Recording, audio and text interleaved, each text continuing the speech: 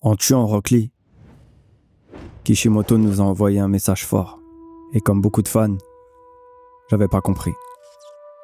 J'avais pas compris jusqu'au jour où je me suis moi-même retrouvé dans une chambre d'hôpital à attendre mon verdict. Ok. Il y a quelques mois, quand je suis sorti du bureau de mon chirurgien, il venait de m'annoncer que j'allais peut-être plus jamais pouvoir chanter. Pire, parler ou respirer correctement. J'étais tellement bas, je vous cache pas que même l'idée de la mort a traversé mon esprit. Je me rappelle avoir passé plus d'1 heure dans ma voiture, sur le parking de l'hôpital, moteur allumé, à regarder dans le vide à travers la fenêtre, parce que j'ai passé les 15 dernières années de ma vie à me construire, moi, mes passions, mon identité, à travers ma voix. Et dans ce tourbillon de pensée, il y a un personnage qui est apparu. Et avec l'histoire que je vais vous raconter aujourd'hui, vous allez comprendre à quel point c'est dur de se faire voler un rêve pour lequel on a sacrifié toute sa vie. Mais surtout, combien ça peut coûter cher. Rock Lee, 0 talent pour le ninjutsu, 0 talent pour le genjutsu. Lui, c'est le combat au corps à corps, le taijutsu. Alors bien sûr, il va se manger le genre de phrase que tout le monde connaît bien. T'es pas fait pour être ninja, abandonne, oublie. Et le pire, c'est que même les profs y pensent pareil. Parce que Rock Lee vient pas d'un clan prestigieux. Il a ni le Sharingan des Uchiwa, ni le Byakugan des Hyuga. En plus de ça, il peut même pas physiquement faire de technique ninja. Sauf que, lui, c'est Maito Gai, professeur de taijutsu. Mais quand Gai, il regarde Rock Lee, ce qu'il voit, c'est lui-même. Parce que Gai aussi, il était comme ça. 0 talent, que le travail acharné. Il va le prendre sous son aile. Il va lui dire que s'il travaille plus dur que tout le monde, il pourra même battre un génie. Un génie.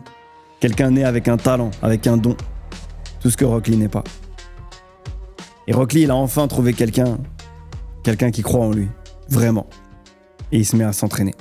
10 000 coups de poing, 10 000 coups de pied, tous les jours, sans exception, pendant des années. Ses mains, elles saignent, ses jambes, elles tremblent. Mais il continue. Parce que Gai lui a donné quelque chose. Quelque chose que personne lui avait jamais donné avant. Et là, les amis, on va devoir parler d'un arc de Naruto qui va changer l'histoire du manga. Et quand je dis le manga, c'est le manga avec un grand M. Parce que au-delà d'écrire la légende que deviendra Naruto, au moment où ce combat est sorti, je me rappelle qu'à l'école, tout le monde, et j'ai bien dit tout le monde, voulait être Rock Lee. Pourquoi ? Rock Lee versus Gaara. Le monstre invincible contre le raté sans talent. Et là, Rock Lee fait l'impossible. Il retire ses poids, il devient invisible et il touche Gaara pour la première fois de sa vie. L'espace de 10 minutes, le raté est devenu un héros. Puis Gaara le brise, littéralement. Bras, jambes, broyés. Un ninja formidable, mais même inconscient, Rock Lee se relève. Parce que c'est tout ce qu'il sait faire. Se relever. Le verdict est sans appel. Tsunade entre dans sa chambre d'hôpital. Elle, qui est reconnue comme le meilleur médecin du monde. Elle, qui peut tout guérir. C'est elle qui lui annonce que les dégâts sur son bras et sur sa jambe sont irréversibles. Mais Rock Lee n'entend qu'une seule chose à ce moment-là. Toutes ces années, tous ces coups de poing, les 10 000 par jour, c'est comme s'il venait de se les reprendre dans le visage. Mais Tsunade lui dit autre chose. Elle lui propose une chance de mourir. Autrement dit, une opération qui a moins de 50% de chances de réussir. Auquel cas, ce sera la mort. Rock Lee ne dit rien. Il se lève de son lit, béquille sous le bras.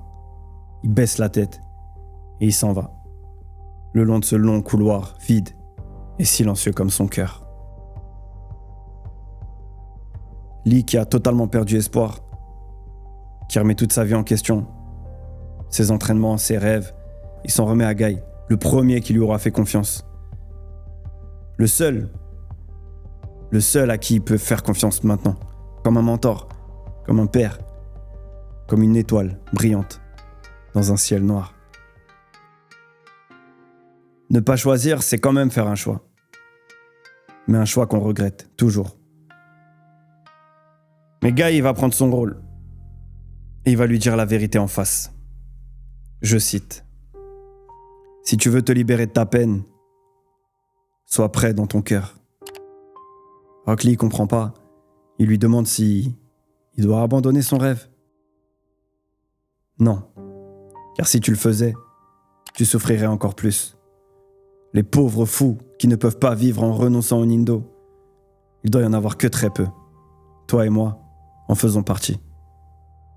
Fais-toi opérer. Lee.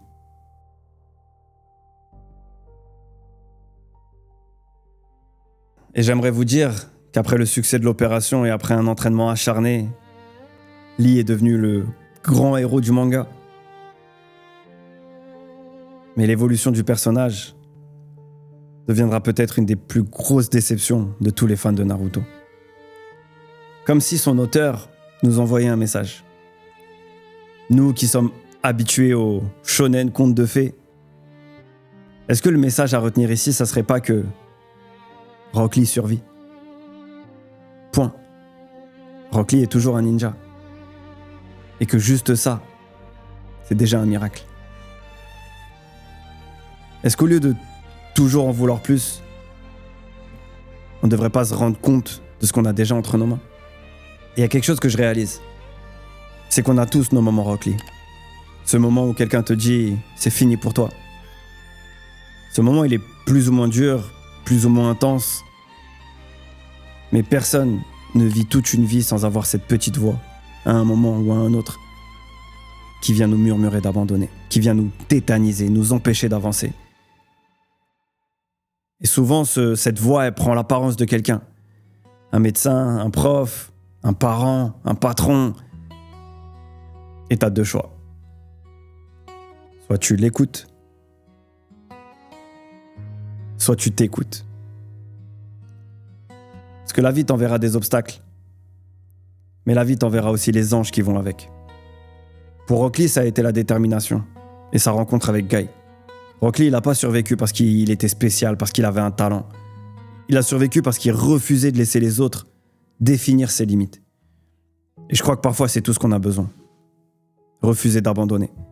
Même quand c'est logique. Surtout quand c'est logique. Mais la vérité, c'est que c'est pas Kishimoto qui a tué Rock Lee. C'est nous. On l'a enterré, vivant. On l'a traité de gâchis dans Shippuden. Parce qu'il n'est pas devenu celui que nous voulions qu'il devienne. Et ça, c'est ce que tout le monde fait dans la vraie vie. Sauf qu'au lieu de le faire avec des personnages de manga, on le fait avec des gens qu'on aime.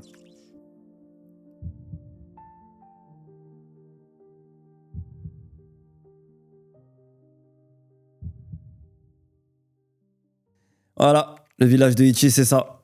Un endroit où tu vas pouvoir tomber. Mais un endroit où tu vas pouvoir ouvrir les yeux et voir qu'on est plein comme toi. À tomber tous les jours et à se relever tous les jours.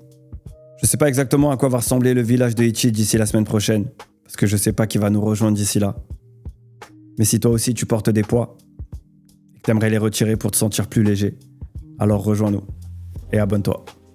Parce que c'est ici que ça commence. Genkidama Love.